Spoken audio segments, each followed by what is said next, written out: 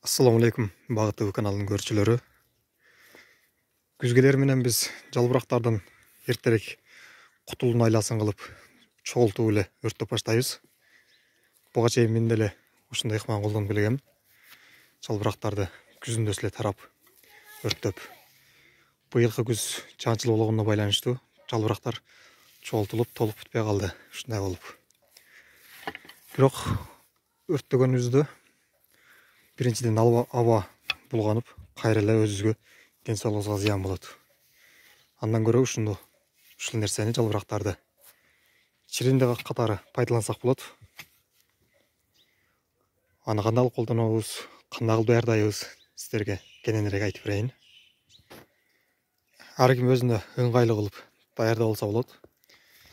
Жерди тереңирээк кылып казып туруп ошол жерге чиритсе да болот.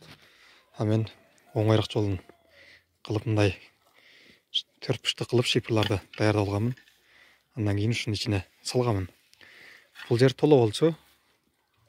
Бунда мен алып колдонуп баштадым уже. Кандай кылганмын? Бул жерге алып келип жалбыракты бир катар кылып жайганмын. Андан кийин малдын жаңы кыгынан үстүнө бир катар кылып тегиздеп, кабат кылып жайып кете бергенмин. Бир жалбырак, бир малдын кыгын кылып көрүп турганыңыздардай, бул былтыр кеч күздө болгон нерсе. Сонун болуп чирип калган. Буну биз колдонсок боло берет. Тарактардын түбүнө коркпостон кенен алып барып салсак боло берет. Анан буну тез суу куюп туруш керек. Жок дегенде 10 күндө бир жолу суу үстүнөн куюп турсаңыздар, батыраак чиригенге мүмкүнчүлүк түзүлөт. Андан да тезирээк болсун десеңиздер, анда мочовинаны жалбырактарга чачып салсаңыздар, жалбырактагы оорулуу жалбырактар болгон болсо, аларды да өлтүрүп салат. Мен буну сразу эле тарактардын түбүнө салып колдонбостон, буну сөл жандарга берип баштадым. Сөл жандарга бул аябай сонун азык болуп берет экен.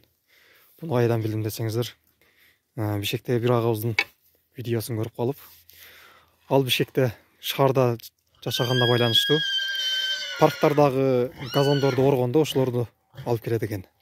Алып барып мусорный каптарга салып, ичине суулап, суудан куюп туруп, чөптү суулап туруп, андан кийин аны дымдап 10 күн тургандан кийин өзүнчө башкача болуп жыттанып баштайт экен. Ошол убактан сөл жандарга берип баштайын деп айткан немесин угуп калып, мен келинчегим жуулган азырыктарды эле кленкага салып эле суудан чачып 10 күнчө дымдап койдум.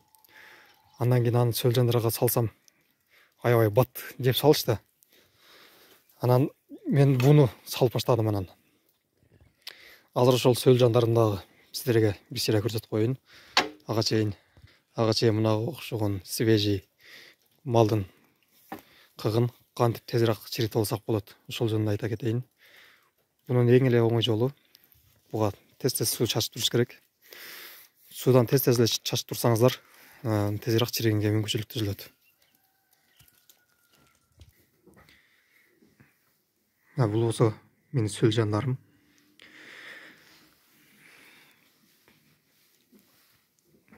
Буну май айында, каарман айында алып келгенмин. Алып келгенде эле менде эле анча түшүнүк жок болгонуна байланыштуу койдун свежий кыгына салып салгам буларды. Койдун кыгына көбөйтөм дегендерге болбойт экен негизичи. Аны эмнеге болбойт десем, койдун майын аш жегендей эле болот деп мага ушуну түшүндүрүп беришти. Андан кийин буну мен ушу жанагы жалбырак аралашкан кыкка салдым эле. Bundan жакшы результат болот. Сөл жандарым дагы батыраак көбөйүп. Көрсөңүздөр болот, аябай көп майдаланып тууп баштаган. Мынеке.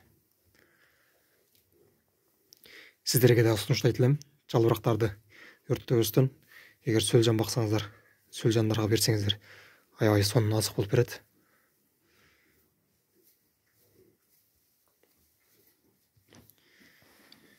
Бунубузду дээрлик жеп бүтүп эле калыптыр. Эми буну сырттагы жана көрсөткөндөй алып келип ушунун үстүнө салабыз. Буга чейин бул сарайда мына мынтип бука бакчылык.